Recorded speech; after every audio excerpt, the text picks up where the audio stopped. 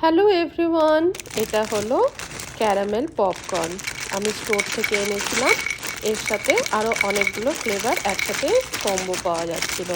অন্যান্য ফ্লেভারগুলো ঠিকই ছিল।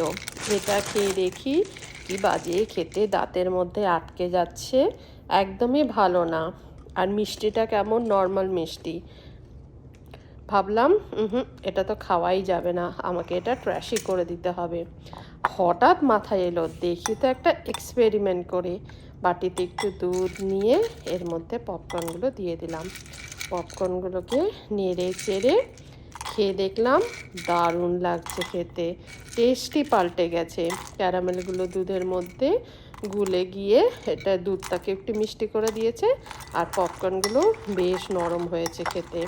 একদম মনে হলো আমি দুধ অ্যান্ড কর্নফ্লেক্স খাচ্ছি। খুব ভালো লাগলো।